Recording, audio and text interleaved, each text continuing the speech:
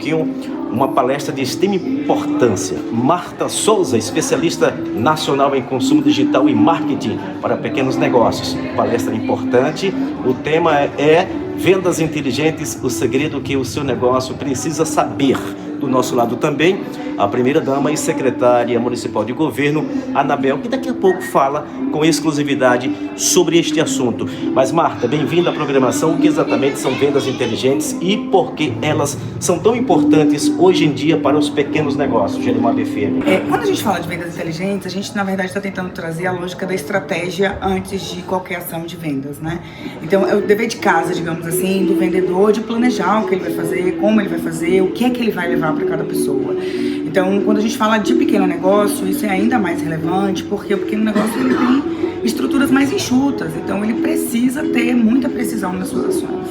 E qual a principal mudança no comportamento do consumidor digital que os empreendedores ainda não perceberam? Então, quando a gente olha principalmente para esse período, né, pós-pandemia, a gente percebe uma certa resistência, né, de algumas pessoas a alguns formatos tidos como saturados, digamos assim, né? Algumas coisas realmente geraram resistência para diversas pessoas na lógica de consumo, de entretenimento principalmente, mas um apelo forte das pessoas por se sentir seguros para poder avançar no processo de compra. Isso tem sido muito forte. Em tempos de redes sociais e smartphones, o que mais influencia uma pessoa na hora de comprar? Olha, isso costuma variar, né, de segmento para segmento, de público-alvo que a gente está falando. A gente costuma dizer que um bom vendedor, na verdade, ele é um bom ouvinte, porque ele consegue captar o que é relevante para a tomada de decisão de cada cliente, o que é que ele atribui um peso e aí direciona a abordagem dele para isso. Mas geralmente o que é decisivo é a percepção de oportunidade, né? O cliente entender que aquela compra naquele momento, naquelas condições, é uma boa oportunidade. Então isso faz com que ele queira avançar no processo.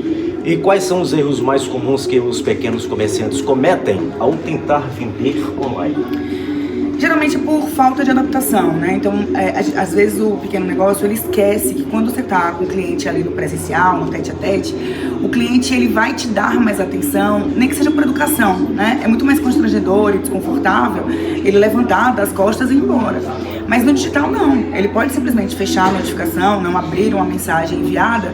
Então, a gente tem pessoas com muito mais pressa no digital, a gente tem pessoas muito menos tolerantes no digital e uma disputa alta por conseguir captar a atenção. Então, por vezes, o pequeno negócio leva um processo de vendas cheio de ruído, muito mais extenso do que o necessário, e aí ele sai perdendo clientes ao longo do processo. E o que o comerciante precisa fazer antes dele anunciar?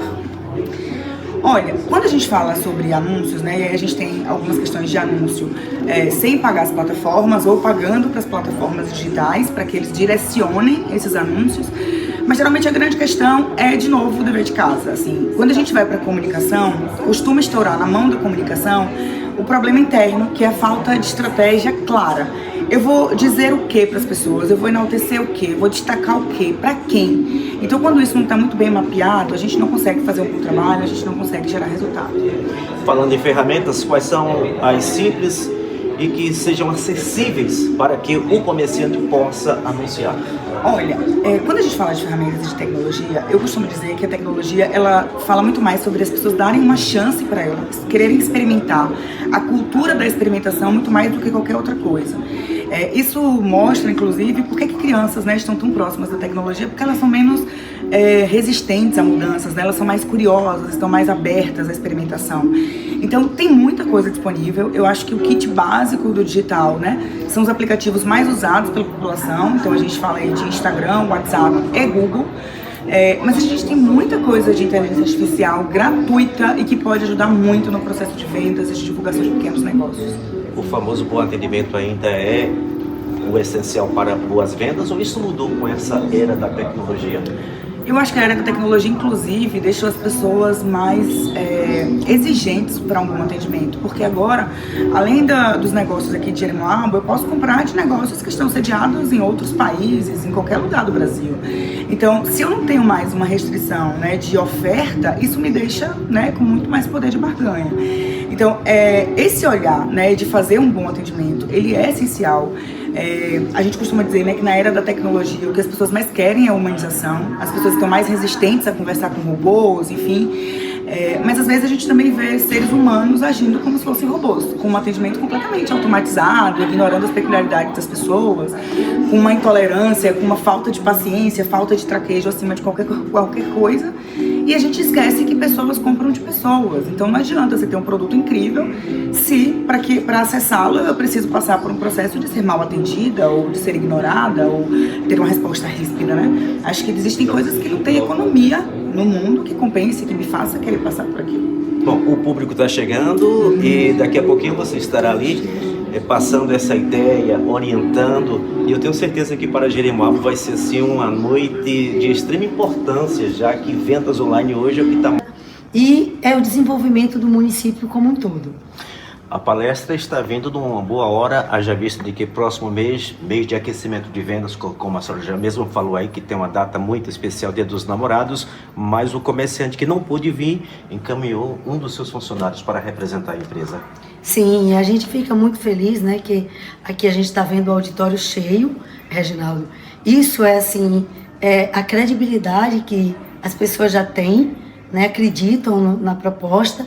E eu não tenho dúvida de que daqui, né, sairão como eu falei, com muito mais inteligência, né, de conhecimento mesmo, muito mais conhecimento, para que possam amanhã chegar nos seus comércios e estar implementando. Porque como Marta, palestrante, estava conversando com a gente há pouco, tem a questão dos gatilhos. Se você entra no comércio, você vê ali uma bandeirola, serve um licor, tem uma música de São João tocando, então a gente já vai entrando no clima, e quem entra naquele clima, ele quer o quê?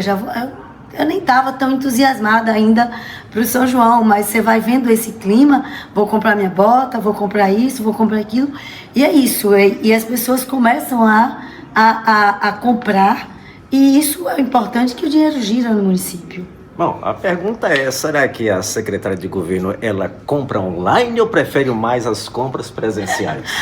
Veja só, as pessoas da minha faixa etária, né, elas gostam mais da compra presencial, porque é cultural, né, assim, as crianças e os jovens, eles já têm a mente mais ali, mais no digital. Eu, pelo menos, eu compro mais presencialmente.